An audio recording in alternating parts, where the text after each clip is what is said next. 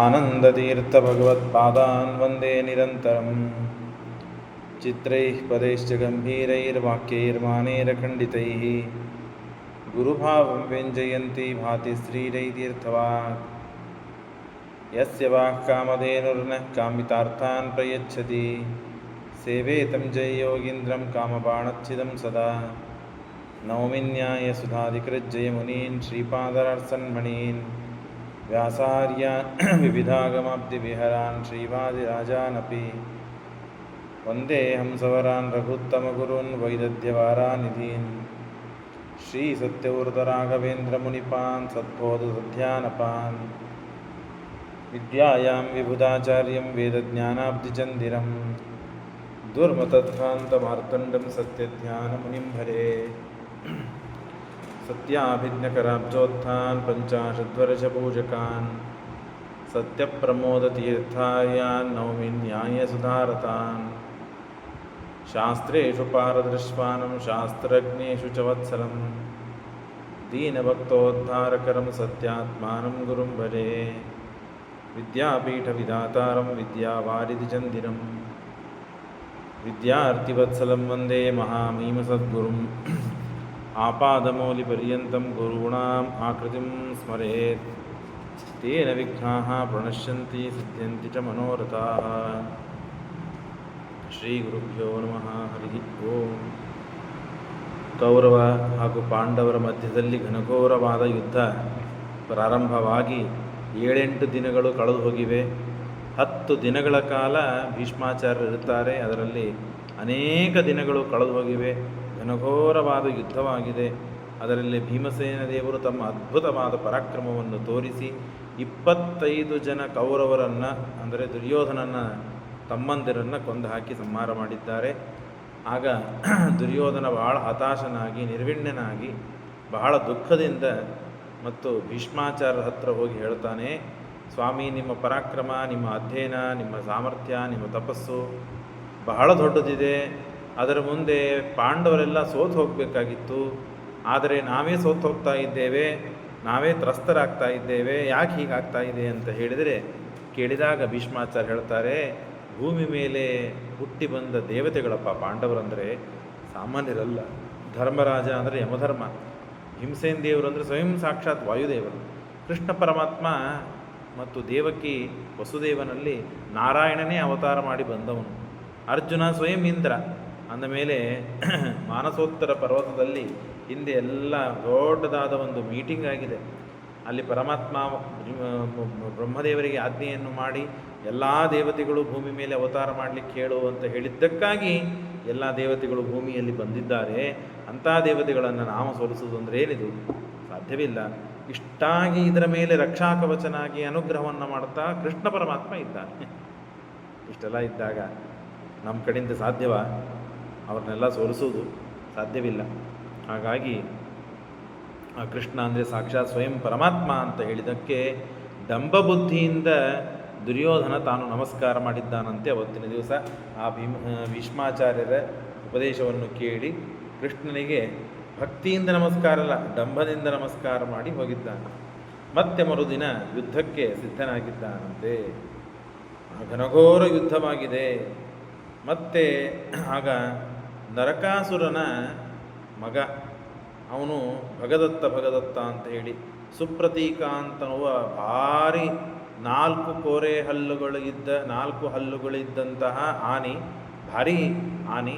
ಆ ಆನೆಯ ಮೇಲೆ ತಾನು ಕೂತು ಯುದ್ಧಕ್ಕೆ ಬಂದಿದ್ದಾನೆ. ಯುದ್ಧಕ್ಕೆ ಬಂದು ಯಾರ ಜೊತೆ ನೇರವಾಗಿ ಯುದ್ಧ? ಭೀಮಸೇನ ದೇವರ ಜೊತೆಗೆ ಯುದ್ಧ. ಘನಘೋರವಾದ ಯುದ್ಧ. ತತಃ ಪರೇದ್ಯುಪ್ಪು ನರೈವ ಭೀಮ ಭೀಷ್ಮೋ ಪುರಸ್ಕೃತ್ಯ ಸಮೀಯುದುಸ್ತೆ. ಭೀಷ್ಮಾಚಾರ್ಯರನ್ನು ಮುಂದೆ ಮಾಡಿಕೊಂಡು ಮುಖಂಡರನ್ನಾಗಿ ಮಾಡಿಕೊಂಡು ಕೌರವರು ಯುದ್ಧಕ್ಕೆ ಇಳಿದಿದ್ದಾರೆ. ಭೀಮನನ್ನು ಮುಂದೆ ಮಾಡಿಕೊಂಡು ಪಾಂಡವರು ಯುದ್ಧಕ್ಕೆ ಮರುದಿನ ಇಳಿದಿದ್ದಾರೆ. ಆಗ ಸೇನೆ ತದಾ ಸಾರಥಿ ನಮಾಶು ಭೀಷ್ಮಂ ಕೃತ್ವಾ ಮಾರುತಿರಭ್ಯಗಾತ್ಪರಾನ್. ಸೇನೆಯನ್ನು ಎಲ್ಲ ಓಡಿಸಿದ್ದಾರೆ. ಭೀಷ್ಮನ ರಥಿಕರನ್ನು ಅಂದರೆ ಸಾರಥಿಯನ್ನು ಕೊಂದು ಹಾಕಿ ಭೀಷ್ಮಾಚಾರ್ಯನ ತಾವು ದಾಟಿ ಮುಂದೆ ಬಂದಿದ್ದಾರೆ ಭೀಮಸೇನ ದೇವರು. ಆಗ ದುರ್ಯೋಧನಾದ್ಯೇಷು ಪರಾಜಿತೇಷು ಭೀಷ್ಮದ್ರೋಣೋ ದ್ರೋಣಿ ಪುರಸ್ಸರೇಷು ಮಹಾಗಜಸ್ಥೋ ಭಗದತ್ತ ಆಯ. ಆ ಕೌರವರಲ್ಲಿ ಭೀಷ್ಮ, ದ್ರೋಣ, ಕೃಪ ಇವರೆಲ್ಲ ರಥಿಕರೆಲ್ಲ ಗಾಬರಿಯಾಗುವುದನ್ನು ನೋಡಿ ಮಹಾಗಜಸ್ಥೋ ಭಗದತ್ತ ಆಯಾನ್ ಆಗಾತ್ ಆಯನ್ ಬಾಣಂ ಭೀಮಸೇನೆ ಅಮುಚ್ಚತ. ಭೀಮಸೇನ ದೇವರ ಮೇಲೆ ಯಾರಿಂದ ಇಷ್ಟೆಲ್ಲ ಕೌರವ ಸೈನ್ಯರಿಗೆ ತೊಂದರೆ ಆಗ್ತಾ ಇದೆಯೋ ಆ ಕೌರವ ಸೈನ್ಯಕ್ಕೆ ತೊಂದರೆ ಕೊಡುವ ಭೀಮನಿಗೆ ಸರಿಯಾದ ವ್ಯವಸ್ಥೆಯನ್ನು ಮಾಡಬೇಕು ಅಂತ ಹೇಳಿ ಆ ಸುಪ್ರತೀಕ ಆನೆ ಮೇಲೆ ಕುತ್ತು ಬಂದಂತಹ ನರಕಾಸುರನ ಮಗ ಭಗದತ್ತ ಯುದ್ಧ ಮಾಡ್ತಾ ಇದ್ದ. ತೇನಾತಿ ವಿದ್ಯೆ ಭೀಮಸೇನೇಸ್ಯ ಪುತ್ರಂ ಉಚ್ಛದ್ಯಮಾನಂ ಪಿತರಂ ನಿವಾರ್ಯ ಘಟದ್ಗಜೋ. ಆವಾಗ ಸುಪ್ರತೀಕ ಆನೆ ಮೇಲೆ ಕುತ್ತು ಭಗದತ್ತ ಭೀಮಸೇನ ದೇವರು ಯುದ್ಧ ಮಾಡಬೇಕಾದಾಗ ಘಟೋತ್ಕಚ ಮಧ್ಯದಲ್ಲಿ ಬರ್ತಾನೆ. ಅಪ್ಪ ನೀ ಸರಿ, ನಾನು ಮಾಡ್ತೇನೆ ವ್ಯವಸ್ಥೆ ಅವನಿಗೆ ಅಂತ ಘಟೋತ್ಕಚ ಯುದ್ಧಕ್ಕಾಗಿ ಬರ್ತಾನೆ. ಯಾಕೆ ಹೀಗಾಯಿತು ಅಂದರೆ ಭೀಮಸೇನ ದೇವರು ಸ್ವಲ್ಪ ಹಿಂದೆ ಸರಿದರಂತೆ. ಯಾರ ಜೊತೆಗೆ? ಆ ಭಗದತ್ತನ ಜೊತೆಗೆ ಯುದ್ಧ ಮಾಡುವುದು ಸ್ವಲ್ಪ ಹಿಂದೆ ಮಾಡಿದ್ರಂತೆ. ಯಾಕೆ ಅಂದರೆ ಅಲ್ಲಿ ವೈಷ್ಣವಾಸ್ತ್ರವನ್ನು ತೆಗೆದುಕೊಂಡಿದ್ದಂತೆ ಅವನು. ಹಸ್ತಿ ಚತುಷ್ಟಯಸ್ಥಃ ಘಟೋತ್ಕಜನೂ ಕೂಡ ಇವನು ಸುಪ್ರತೀಕ ಎಂಬ ದೊಡ್ಡ ಆನೆ ಮೇಲೆ ಕೂತು ಬಂದಿದ್ದಕ್ಕೆ ಘಟೋತ್ಕಜನಿಗೆ ತಲೆ ಕಟ್ಟುತ್ತಂತೆ. ಇವನೇನು ದೊಡ್ಡ ಆನೆ ಮೇಲೆ ಕೂತು ಬರ್ತಾನೆ, ಅವನಿಗಿಂತ ದೊಡ್ಡ ದೇಹ ನಂದಿದೆ ಅಂತ ಹೇಳಿ 4 ಆನೆಗಳನ್ನು ಒಂದು ಕಡೆ ಕೂಡಿಸ್ತಾನಂತೆ. ಅದರ ಮೇಲೆ ಆಸನ ಹಾಕೋತಾನಂತೆ. ಆಸನ ಹಾಕಿಕೊಂಡು ಅದರ ಮೇಲೆ ಘಟೋತ್ಕಜ ಭೀಮನ ಮಗ ಘಟೋತ್ಕಜ ಕೂತು ಆ ಸುಪ್ರತೀಕ ಆನೆ ಮೇಲೆ ಕೂತು ಮೆರೆದು ಬರುವ ಭಗದತ್ತನ ಜೊತೆಗೆ ಯುದ್ಧ ಮಾಡ್ತಾನಂತೆ, ಭೀಮನನ್ನು ಸರಿಸಿ. ಹೇಗಿದೆ ನೋಡ್ರಿ. ಘಟೋತ್ಕಜೋ ಅಭ್ಯದ್ರವಾತ್ ಆಶು ಭೀಮಃ ಸ್ವಮಾಯೆಯ ಹಸ್ತಿ ಚತುಷ್ಟಯಸ್ಥಃ. 4 ಹಸ್ತಿಗಳ ಮೇಲೆ ಕೂತು ಆ ಘಟೋತ್ಕಜ ಬರ್ತಾನಂತೆ. ನಿಂದೇನು ದೊಡ್ಡ ಆನೆಯೋ, ನಾನು ನಿನ್ಕಿಂತ ದೊಡ್ಡ ಆನೆಗಳ 4 ಸೇರಿಸಿಕೊಂಡು ಬರ್ತೇನೆ ಅಂತ ಹೇಳಿ ಬಂದು ಯುದ್ಧ ಆಡ್ತಾನೆ. ಆಗ ವೈಷ್ಣವಾಸ್ತ್ರವನ್ನು ತೆಗೆದಿರ್ತಾನೆ ಭೀಮನ ಮೇಲೆ ಪ್ರಯೋಗ ಮಾಡಬೇಕು ಅಂತ ಹೇಳಿ ಭಗದತ್ತ. ಆಗ ಭೀಮಸೇನ ದೇವರು ಹಿಂದಾಗ್ತಾರಂತೆ. ಯಾಕೆ ಹಿಂದಾಗ್ತಾರೆ? ಹಾಗಾದರೆ ವೈಷ್ಣವಾಸ್ತ್ರವನ್ನು ಬಿಟ್ಟುಬಿಟ್ರೆ ಭೀಮಸೇನ ದೇವರು ಸತ್ತು ಹೋಗ್ಬಿಡ್ತಿದ್ರ? ಹಾಗಾದರೆ ಸೋತು ಹೋಗ್ಬಿಡ್ತಿದ್ರ? ಅಂಜಿ ಓಡಿ ಹೋಗ್ಬಿಡ್ತಿದ್ರ? ಏನು ಕತೆ? ಸ ವೈಷ್ಣವಾಸ್ತ್ರಂ ಭಗದತ್ತ ಸಂಸ್ಥಂ ವಿಜ್ಞಾಯ ವರತೋರ್ ವಿಶೇಷತಃ. ಪರಮಾತ್ಮನ ವಿಶೇಷವಾದ ವರದಿಂದ ಅನುಗ್ರಹದಿಂದ ಆ ಭಗದತ್ತನು ವೈಷ್ಣವಾಸ್ತ್ರವನ್ನು ತೆಗೆದುಕೊಂಡಿದ್ದಾನೆ. ಅವನ ಹತ್ರ ಇದೆ ಅದು ಅಮೋಘಂ, ಅತ್ಯಂತ ಅಮೋಘವಾದ ಅಸ್ತ್ರ. ಅನ್ಯತ್ರ ಹರೇರ್ ಮತ್ಸುತಃ ಮರತ್ಸುತೆ ಪುತ್ರೇ ಯಾತೆ ನ ಸ್ವಯಂ ಅಭ್ಯತಾವತ್. ಏನಾಗ್ಬಿಡುತ್ತದೆ? ಅದು ದೇವರ ಅನುಗ್ರಹದಿಂದ ಪಡೆದದ್ದು. ಆದರೆ ಆ ವೈಷ್ಣವಾಸ್ತ್ರವನ್ನು ಭೀಮಸೇನ ದೇವರ ಮೇಲೆ ಪ್ರಯೋಗ ಮಾಡಿಬಿಟ್ಟರೆ ಭೀಮಸೇನ ದೇವರು ದೇವರ ಮೇಲೆ ಅತ್ಯಂತ ಭಕ್ತಿ ಮಾಡ್ತಾರೆ ಮತ್ತು ಅಷ್ಟೇ ಇಲ್ಲ ಮಹಾಪರಾಕ್ರಮಿಯಾಗಿದ್ದಾರೆ. ಹಾಗಾಗಿ ಆ ವೈಷ್ಣವಾಸ್ತ್ರ ದೇವರ ಮಾತು, ಇದನ್ನು ಯಾರ ಮೇಲೆ ಬಿಡ್ತೀವರೆಲ್ಲ ಸತ್ತು ಹೋಗ್ತಾರೆ ಅಂತ ಭೀಮನನ್ನು ಬದುಕಿಸಬೇಕಾಗ್ತದೆ. ಹಾಗಾಗಿ ದೇವರ ಮಾತು ಸುಳ್ಳಾಗಿಬಿಡಬೇಕಾಗ್ತದೆ. ದೇವರ ಮಾತು ನನ್ನ ಸಲುವಾಗಿ ಸುಳ್ಳು ಮಾಡಬಾರದು ಅನ್ನೋ ಸಲುವಾಗಿ ಏನಾದರೂ ನನಗೆ ಶಕ್ತಿ ಪರಾಕ್ರಮ ದೇವರು ಕೊಟ್ಟದ್ದು ಅಪಾರ ಇದೆ. ಅಷ್ಟಾಗಿ ದೇವರ ಅನುಗ್ರಹವೂ ಅಪಾರ ಇದೆ. ಹಾಗೆ ನನಗೇನೂ ಆಗುವುದಿಲ್ಲ ವೈಷ್ಣವಾಸ್ತ್ರದಿಂದ.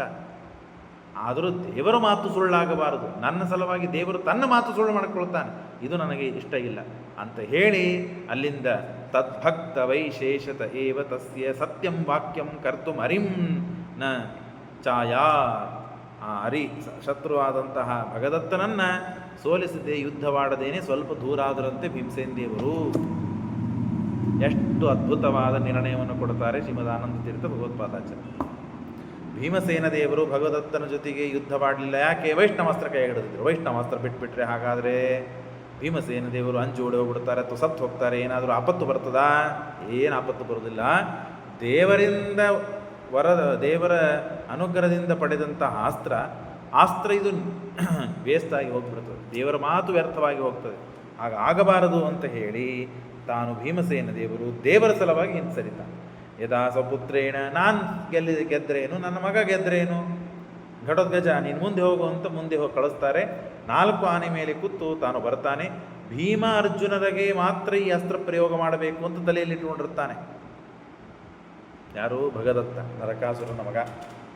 ಉಳಿದವರೆಲ್ಲ ಸಾದಾ ಅಸ್ತ್ರಗಳನ್ನು ಹಾಕಿ ಕೊಂದು ಹಾಕಿಬಿಡೋಣ. ಭೀಮಾರ್ಜುನರು ಬಂದರೆ ಮಾತ್ರ ಈ ಅಸ್ತ್ರ ಪ್ರಯೋಗ ಮಾಡಬೇಕು ಅಂತ ಇಟ್ಕೊಂಡಿರ್ತಾನೆ. ಭೀಮ ಪಕ್ಕಕ್ಕೆ ಆದದ್ದಕ್ಕೆ, ಸ್ವಲ್ಪ ಸೈಡಿಗೆ ಸರದಿದ್ದಕ್ಕೆ, ಘಟೋದ್ಗಜ ಬಂದಿದ್ದಕ್ಕೆ ಅಮೋಘವಾದ ವೈಷ್ಣವಾಸ್ತ್ರವನ್ನೇ ಮರೆತೇ ಬಿಡ್ತಾನೆ. ಆಮೇಲೆ ನೋಡೋಣ ಅಂತ ಹೇಳಿ ಒಳಗೆ ಇಟ್ಕೊಂಡ್ಬಿಡ್ತಾನೆ ಅದನ್ನು. ನೋಡ್ರಿ, ಸ ವಿಸ್ಮೃತಾಸ್ತ್ರಸ್ತು ಯದಾ ಭವೇತ್ ತದಾ ಭೀಮೋ ಭಗದತ್ತಂ ಪ್ರಯಾತಿ ಋತೆ ಭೀಮಂ ವಾರ್ಜುನಂ ನಾಸ್ತ್ರಮೇತಿ ಪ್ರಮುಂಚತೀತ್ಯೇವ ಹಿ ವೇದ ಭೀಮಃ. ನಾನು ಅರ್ಜುನ ಇವರನ್ನು ಹೊರತುಪಡಿಸಿ ಬೇರೆಯವರ ಮೇಲೆ ಅಸ್ತ್ರ ಪ್ರಯೋಗ ಮಾಡೋದಿಲ್ಲ, ಇದು ತಿಳಿದಿರ್ತಾನೆ ಭೀಮ. ಹಾಗಾಗಿ ದೂರ ಆಗಿರ್ತಾನೆ. ಆಗ ಅಸ್ತ್ರವನ್ನು ಒಳಗಿಟ್ಟುಕೊಂಡ್ಬಿಡ್ತಾನೆ. ಆಗ ಚತುರ್ಗಜಾತ್ಮೋಪರಿ ಗಾತ್ಮಗಶ್ಚ ಘಟೋದ್ಗಜ ಸುಪ್ರತೀಕಂಚ ತಂಚ. 4 ಆನೆಗಳ ಮೇಲೆ ಕುತ್ತು ಬಂತಾನೆ. ಆ ಸುಪ್ರತೀಕ ಆನಿ ಮತ್ತು ಭಗದತ್ತ ಘಟೋದ್ಗಜನ ಮುಂದೆ ಇಟ್ಟು ಕಾಣ್ತಾನೆ.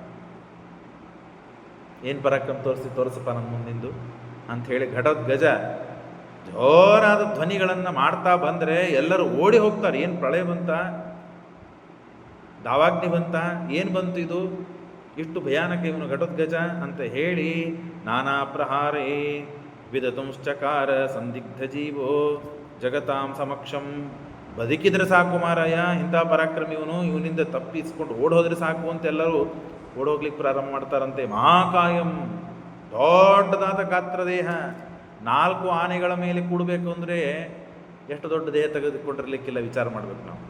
ನಿಶಮ್ಯ ಭೀಷ್ಮ ಪ್ರಮುಖ ಸಮೇತ. ಎಲ್ಲರೂ ವಿಚಾರ ಮಾಡ್ತಾರೆ. ಭೀಷ್ಮ, ದ್ರೋಣ, ದುರ್ಯೋಧನ, ದುಶ್ಯಾಸನ, ಕರ್ಣ, ಶಕುನಿ ಎಲ್ಲರೂ ಕೂಡಿ ವಿಚಾರ ಮಾಡ್ತಾರೆ. ಎಲ್ಲರೂ ಕೂಡಿ ಈ ಘಟೋದ್ಗಜನನ್ನು ಮೊದಲಿಗೆ ತಡಿಬೇಕು, ಆಮೇಲೆ ಯುದ್ಧ ಗೆಲ್ಲುವುದು, ನಾವು ಬದುಕುವುದು ಮುಂದೆ. ಮೊದಲಿಗೆ ಈ ಘಟೋದ್ಗಜನನ್ನು ತಡಿಬೇಕಪ್ಪ, ಎಂಥ ಘೋರ ಪರಾಕ್ರಮಿ ಇವನು ಅಂತ ಹೇಳಿದ್ದೆ. ಭೀತಾ ಪೃತನಾಪರ ಕೃತ್ವ ಅಪಜಗ್ಮುಹು ಶಿಬಿರಾಣಿ. ಕೆಲವರಂತೂ ಓಡಿ ಹೋಗಿ ತಮ್ಮ ಶಿಬಿರದಲ್ಲಿ ಕೂತ್ಕೊಂಡ್ಬಿಡ್ತಾರಂತೆ. ಬೇಡ ಮಾರಾಯ, ನಾವು ಬದುಕಿದ್ರೆ ಸಾಕು, ಆಮೇಲೆ ಮಾನ ಅವಮಾನಗಳು, ಗೆಲ್ಲುವುದು ಸೋಲುವುದು, ಆಮೇಲೆ ಮೊದಲಿಗೆ ಬದುಕೋಣ. ದಿನೇ ಪರೇ ಚೈವ ಪುನಃಸಮೇತ ಪರಸ್ಪರಂ ಪಾಂಡವ ಕೌರವ ತೇ. ಆಗ ಪ್ರದ್ಯುಮ್ನನಿಂದ ಮತ್ತು ನಾಗಕನ್ಯೆಯಲ್ಲಿ ಹುಟ್ಟಿದಂತಹ ಇರಾವಾನ್ ಅಂತನವನು ಬರ್ತಾನೆ. ಘಟೋದ್ಗಜನ ಯುದ್ಧ ನಡೀತಾ ಇರ್ತದೆ. ತೇ ಪ್ರಾಹಸಸ್ತೆ ಕಾಯೋ ಅತಿರೂಢ ಕೋಪಸ್ಸ ಖಡ್ಗೇನ ಚಕರ್ತ ತೇಷಾಂ ಶಿರಾಂಸಿ ವೀರೋ ಬಲವಾನೀರವಾನ್ ಭಯಂ ಧಾತರಾಷ್ಟ್ರೈಷ್ಟೋಗ್ರಂ. ಶಕುನಿಯ ಮಕ್ಕಳು 6 ಜನ ಮಕ್ಕಳನ್ನು ಈ ನಾಗಕನ್ಯೆಯಲ್ಲಿ ಅರ್ಜುನನಿಂದ ಹುಟ್ಟಿದಂತಹ ಇರಾವಾನ್ ಅಂತನುವನು ಯುದ್ಧಕ್ಕೆ ಬಂದಾಗ ಆ ಶಕುನಿಯ 6 ಜನ ಮಕ್ಕಳನ್ನು ಆರಾಮಾಗಿ ಕೊಂದು ಹಾಕಿಬಿಡ್ತಾನೆ. ಆಗ ಈ ಇರಾವಾನ್ ಜೊತೆಗೆ ಅಲಂಪುಸ ಅಂತನುವ ಮಹಾದೈತ್ಯ, ಅವನು ದೃಷ್ಟ್ವಾ ತಮ್ಮುಗ್ರಂ ಧೃತರಾಷ್ಟ್ರಪುತ್ರೋ ದಿದೇಶರಕ್ಷೋಲಂಬುಸನಾಮಧೇಯಂ ಜಕ್ಷಾರ್ಜನಿಂ ಕ್ಷಿಪ್ರಮಿತಿಂ ಸ್ಮತಚ್ಚ ಸಮಾಸದನ್ನಾಗಸುತಾಸ್ತನೂಜಂ. ಆ ಅವನಿಗೆ ವಿಚಿತ್ರ ಏನು ಅಂದರೆ, ಕನ್ಯೆಯ ಮಗ, ಹಾಗಾಗಿ ಪುರುಷ ರೂಪನೂ ಇರ್ತದೆ, ನಾಗರೂಪನೂ ಇರ್ತದೆ. ಅವನಿಗೆ ನಾಗರೂಪದಿಂದ ಯುದ್ಧ ಮಾಡಲಿಕ್ಕೆ ಪ್ರಾರಂಭ ಮಾಡ್ತಾನೆ. ಅವನು ಹಾವಾಗಿ ಯುದ್ಧ ಮಾಡಲಿಕ್ಕೆ ಪ್ರಾರಂಭ ಮಾಡ್ತಾನೆ. ಅಲಂಬುಸನ ಜೊತೆಗೆ, ಅಲಂಬುಸನಿಗೂ ಇರಾವಾನ್ ಅಂತನುವ ಅರ್ಜುನ ನಾಗಕನ್ಯೆಯಲ್ಲಿ ಹುಟ್ಟಿದ ಇರಾವಾನ್ ಅಂತನುವನಿಗೂ ತಯೋರಭೂತ್ ಯುದ್ಧ ಮತೀವ ದಾರುಣಂ. ಅತ್ಯಂತ ಘನಘೋರವಾದ ಯುದ್ಧ ನಡೀತದೆ, ಬಹಳ ಘನಘೋರವಾದ ಯುದ್ಧ. ದಾರುಣಂ ಮಾಯಾಯುಜೋರ್ ವೀರ್ಯ ಮಾತೋರ್ ಮಹಾದ್ಭುತಂ ಸಮಾಧಿನೋಶ್ವಾಂಸ ರಥ ರಾಕ್ಷಸೋ ಶ್ರದ್ಧೆ ಪಾರ್ಥಪುತ್ರಸ್ಯ ಸಾಧಿನೋ ಹನತ. ಆಗ ಇವನು ಹಾವಾಗಿ ಯುದ್ಧ ಮಾಡ್ತಾ ಇರ್ತಾನೆ. ಯಾರು? ಇರಾವಾನ್. ಆಗ ಅಲಂಬುಸ ತಾನೇನು ಮಾಡ್ತಾನೆ, ತನ್ನ ಹತ್ರ ಮಾಯಾ ಇರ್ತದೆ, ಏನು ಬೇಕಾದ ರೂಪವನ್ನು ತಾಳುವ ಶಕ್ತಿ ಇರ್ತದೆ ಅವನಿಗೆ. ಅವನೇನಾಡ್ತಾನೆ, ಹಕ್ಕಿ ಗರುಡ ಆಗಿ ಹಾವಿಗೆ ವಿರುದ್ಧವಾದ ಶಕ್ತಿಶಾಲಿಯಾದದ್ದು ಯಾವುದು? ಗರುಡನಾಗಿ ಅವನ ಜೊತೆಗೆ ಯುದ್ಧ ಮಾಡಿ ಅವನನ್ನು ಕೊಂದು ಹಾಕಿಬಿಡ್ತಾನೆ. ಇದನ್ನು ನೋಡಿ ಘಟೋದ್ಗಜನಿಗೆ ತಲೆ ತಿರುಗ್ತದೆ, ಸಿಟ್ಟಾಗ್ತದೆ. ನಮ್ಮ ಕಕ್ಕನ ಮಗ, ನಮ್ಮ ಕಾಕನ ಮಗ ಆದಂತಹ ಇರಾವನ್ ನನ್ನ ತಮ್ಮವನು, ಅವನನ್ನು ಕೊಂದು ಹಾಕಿದ್ಯಾ ನೀನು ಅಲಂಬುಸ ಅಂತ ಹೇಳಿ ಆ ಭಗದತ್ತನನ್ನು ಸ್ವಲ್ಪ ಸೈಡಿಗೆ ಇಡ್ತಾನೆ. ಈ ಅಲಂಬುಸನ ಜೊತೆಗೆ ಯುದ್ಧ ಮಾಡಲಿಕ್ಕಂತ ಬರ್ತಾನೆ. ಘನಘೋರ ಸಿಟ್ಟಿನಿಂದ ಘನಘೋರ ಪರಾಕ್ರಮವನ್ನು ತೋರಿಸ್ತಾ ಹತಂ ನಿಶಮ್ಯಾರ್ಜುನ ಮುಗ್ರ ಪೌರುಷೋ ನನಾದ ಕೋಪೇನ ಋಕೋದರಾತ್ಮಜ, ಜೋರಾದ ಧ್ವನಿಯನ್ನು ಮಾಡ್ತಾ ದೊಡ್ಡ ದೊಡ್ಡ ಹೆಜ್ಜೆಗಳನ್ನು ಕುಟ್ಟಿ ಕುಟ್ಟಿ ಇಡ್ತಾ ಆ ಧ್ವನಿ, ಆ ನಡೆತ, ಆ ವೇಗ, ಇದರಿಂದಲೇ ಎಷ್ಟೋ ಜನ ಸತ್ತು ಗಾಬರಿಯಾಗಿ ಎದೆ ಹೊಡೆದು ಸತ್ತು ಹೋಗಿದ್ದಾರೆ. ಕೆಲವರೆಲ್ಲ ಓಡಿ ಹೋಗಿದ್ದಾರೆ. ಪಪಾ ಚಚಾಲ ಭೂರ್ನನಾದತೋಸ್ಯ ರಾವತಃ ಸಸಾಗರೇಂದ್ರ ನಗಾವೃಷಂ ಇವು. ಎಲ್ಲ ಪರ್ವತಗಳು ಅಲ್ಲೋಲು ಕಲ್ಲೋಲಾಗಿ ಸಮುದ್ರ ಸಾಗರವೆಲ್ಲ ಚಲ್ಲಾಪಿಲ್ಲಿ ಆಗಿದೆ ಅಂತೆ. ನಾನು ಹೇಳ್ತಾ ಇಲ್ಲ, ಶ್ರೀಮದಾಚಾರ್ಯ ಹೇಳ್ತಾ ಇದ್ದ. ಅಷ್ಟು ಪರಾಕ್ರಮಿ ಅವನು, ಭೀಮನ ಮಗ ಘಟೋದ್ಗಜ. ಆಲಂಬಸುಸ್ತಂ ಪ್ರಸಮೀಕ್ಷ ಮಾರುತೆ ಸುತಂ ಬಲಾಢ್ಯಂ ಯತಃ ಪರಾದ್ರವತ್ ಧಾತರ ಅಷ್ಟಸ್ಯ ಸೇನಾ ಸರ್ವಾಸ್ತಮಾದತ್ತು ಯೋಧನೋ ನೃಪಃ. ಆಗ ಸಮಂತ್ರಿಣಂ, ಎಲ್ಲರೂ ಒಂದು ಕಡೆ ಕೂಡಿದ್ದಾರಂತೆ ಕೌರವರು. ದುರ್ಯೋಧನ, ದುಶ್ಯಾಸನ, ಕರ್ಣ, ಶಕುನಿ, ಭೀಷ್ಮರು, ದ್ರೋಣ, ಕೃಪ ಇವರೆಲ್ಲ ಸೇರಿ ಭೀಮಪುತ್ರಸ್ಯ ಜಗಾನ. ಈ ಭೀಮಪುತ್ರನನ್ನು ಹೇಗೆ ಕೊಲ್ಲೋದು ಸ್ವಾಮಿ, ಉಪಾಯ ಹುಡುಕ್ರಿ ಒಂದು. ಇಡೀ ಕೌರವ ಸೈನ್ಯ ಚಲ್ಲಾಪಿಲ್ಲಿಯಾಗಿ ಹೋಗಿದೆ. ಇಡೀ 18 ಅಕ್ಷೋಹಿಣಿ ಸೈನ್ಯಕ್ಕೆ ಒಬ್ಬನು ಮಾತ್ರ ಅಡ್ಡಿಯಾಗಿ ನಿಂತು ನಮ್ಮನ್ನೆಲ್ಲ ತತ್ತರಿಸಿ ಒಗೆದು ಬಿಟ್ಟಿದ್ದಾನೆ. ಒದ್ದಾಡಿ ಹೋಗಿದ್ದೇವೆ ನಾವು. ಅಷ್ಟು ಪರಾಕ್ರಮ ಇದ್ದಾನೆ. ಮೊದಲಿಗೆ ಅವನನ್ನು ಗೆಲ್ಲೋಣ, ಅವನನ್ನು ಕೊಲ್ಲೋಣ, ಅದಕ್ಕೆ ಉಪಾಯ ಏನು ಹೇಳು ಅಂತ ದುರ್ಯೋಧನ ಭೀಷ್ಮರಿಗೆ ಕೇಳ್ತಾ ಇದ್ದ. ಹತಾವಶೇಷೇಷು ವಿದ್ರವತ್ಸು ಘಟೋದ್ಗಜೋಭ್ಯನ ಆಶುತಂ ನೃಪಂ ಸಪೀಡ್ಯಮಾನ. ಅವನಿಂದ ಬಹಳ ಪೀಡೆಯಾಗಿದೆ. ಘಟೋದ್ಗಜನ ಪರಾಕ್ರಮ ಅದ್ಭುತ ಇದೆ. ರಾಕ್ಷಸ ಪ್ರವೇಶಯ ಶರಂ ಘಟೋದ್ಗಜ. ಆಗ ಏನು ಮಾಡಬೇಕು ಅಂತಂದಾಗ ಭೀಷ್ಮಾಚಾರ್ಯ ಹೇಳ್ತಾರೆ, ಅವನ ಹತ್ರ ಹೋಗೇ ಬೇಡ ನೀನು. ಅವನನ್ನು ಹೇಗೆ ಕೊಲ್ಲಬೇಕು ಅಂತ ಉಪಾಯ ಇಲ್ಲ, ಅವನ ಹತ್ರ ಹೋಗೇ ಬೇಡ ನೀನು. ತಸ್ಥೋ ಕದಂಚಿತ್ ವಿಪಾತ್ಯಮಾನ ಪುನಶ್ಚರಾನ್ ಅಸೃಜತ್ ಯೋಧನೆ ದ್ರೋಣಾದಯೋ ವೀಕ್ಷ್ಯ ಗಿರೀಕ್ಷದಂತಸ್ಯೋಧನಂ ಪ್ರಾಪುರ ಮಿತ್ರ ಸಹಾಯ ಸದ್ರೋಣ ಶಲ್ಯ ದ್ರೋಣ ಗುರುಪುತ್ರರಾದಂತಹ ಅಶ್ವತ್ಥಾಮಾಚಾರ್ಯರು, ಭೂರಿಶ್ರವ, ಕೃತವರ್ಮ ಇವರೆಲ್ಲ ಅಸ್ತ್ರಶಸ್ತ್ರಗಳ ಬಾಣಗಳನ್ನು ಮಳೆಗಳಂತೆ ಸುರಿದರೆ ಅವನ ಆಕಾಶಕ್ಕೆ ಹರಿತಿದ್ದ. ಎಲ್ಲಿಂದ ಬಾಣಗಳು ಬರ್ತಾವೆ ನೋಡ್ರಿ, ಆಕಾಶದಿಂದ ಬರ್ತಾವೆ. ಹಾಗಾಗಿ ಆ ಬಾಣದ ಮೇಲೆ ಹೋದವನು ಘಟೋದ್ಗಜ. ಆಕಾಶ ಮಾರ್ಗದಿಂದ ಹೀಗೆ ಬಾಣ ಬರುವುದಲ್ಲ, ಬಾಣಗಳ ಮೇಲೆ ಹೋಗಿ ಎಲ್ಲ ಬಾಣಗಳನ್ನು ಕೈಯಲ್ಲಿ ಹಿಡಿದು ಮೊಣಕಾಲಿಗೆ ಒತ್ತಿ ಖಂಡ ತುಂಡಗಳನ್ನು ಮಾಡಿ ಒಗಿತಾ ಇದ್ದಾನೆ. ಅವೆಲ್ಲ ತಲಿ ಪಡ್ಕೊಂಡ್ರು. ಅವನ ಹತ್ರ ಹೋಗೋದಲ್ಲ, ಬಾಣಗಳ ಹತ್ರೇ ತಾ ಹೋಗ್ಬಿಟ್ಟಂತೆ ಘಟೋದ್ಗಜ. ನೋಡ್ರಿ, ವವರ್ಷ ಬಾಣೇರ್ ಗಗನಂ ಸಮಾಶ್ರಿತ ಘಟೋದ್ಗಜೋ ಸ್ಥೂಲತಮೈ ಸುರೋಗೈ. ಏನೇನು ಫರಕ್ ಬೀಳಲಿಲ್ಲ ಘಟೋದ್ಗಜ.